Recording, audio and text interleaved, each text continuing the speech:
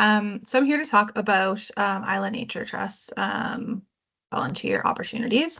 So I guess first, if you don't know what Island Nature Trust is, we're a nonprofit charitable organization that focuses on conservation of nature, species, land, ecosystems, and PEI. And so we own land that we steward, and we also contribute to like ecological conservation across the island, particularly in the coastal system.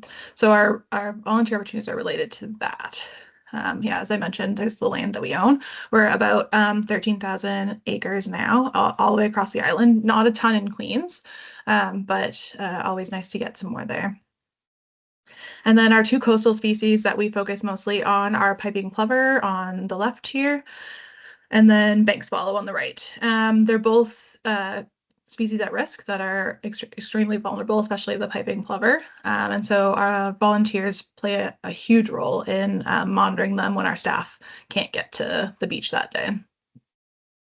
And then also stewarding the land we own. We have a very small stewardship staff. We'll have 4 people this summer, or 3/4 people this summer, to do all of the work across those 13,000 acres. So volunteers are huge.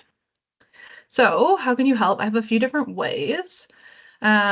The biggest part of our volunteering cohort is our guardian programs. And so these are people who are looking for longer term opportunities because it involves training. So ideally you'd come back for a couple of seasons or a couple of years. You don't have to, but it definitely makes it easier to be a guardian. And the longer you do it, you kind of get used to it. And then there's varying commitment levels. So mostly we ask for people to go once a year for our conservation program. And then the Coastal Guardian program is much more demanding.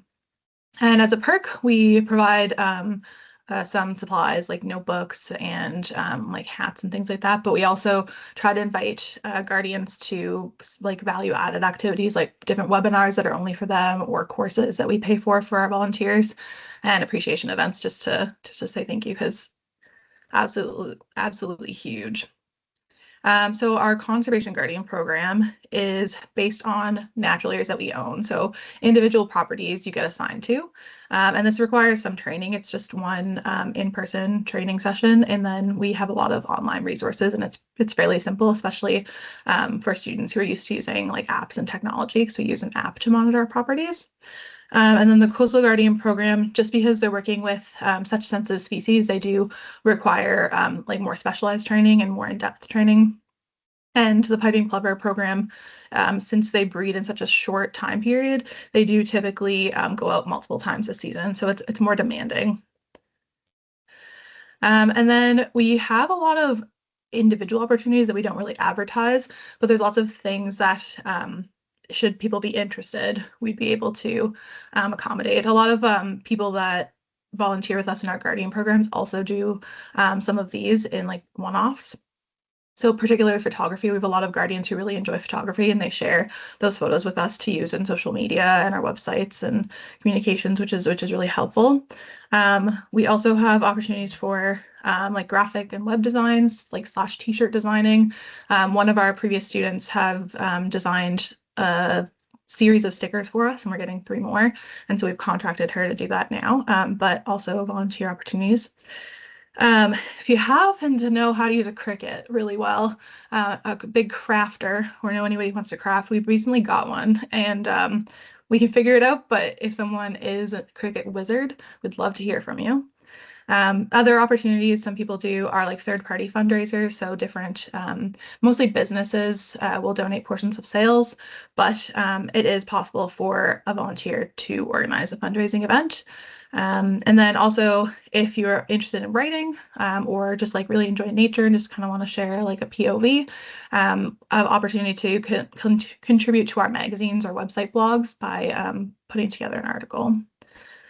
So those are kind of really individualistic events, but we also quite frequently have groups of people coming to us, typically businesses, but also just groups of friends sometimes, and they want to help more hands-on. These things we would typically offer if they come at the right time of year: tree planting, dump site cleanups, think that's dump site cleanup. And then if we're having a big public event, having extra people there for logistics or even just like to man first aid stations is huge. And we have a lot of trails that need clearing, which these activities are more labor intensive and they're always more fun with friends anyways. So that's a good one to keep in mind. That's a public event. And then I also just wanted to throw out there, we're really open to anything. Our staff are pretty busy. We have a very small staff, but for people who have a skill that they really want to share or have an idea, like a brainwave that they're like, this would be really cool if we could do this together, or even hosting like a walk together with different organizations you might be involved with, or like cultural groups. We just did an event with the Immigrant and Refugee Association Service Association last weekend, which was great. Reach out to different organizations or different groups of people in the community. I'd love to hear from you. Any ideas, honestly, are welcome. You can email us at this email. It's our general engagement email, so engage@islandnaturetrust.ca. And yeah, I'd love to hear from you if you have any ideas. I'm just going to stop sharing now. And if you have any questions, I'm able to take them, but you can also email me. Awesome. Thank you so much, Kaylee. That was fantastic. Yeah, any questions for Kaylee, type them in the chat or raise your hand.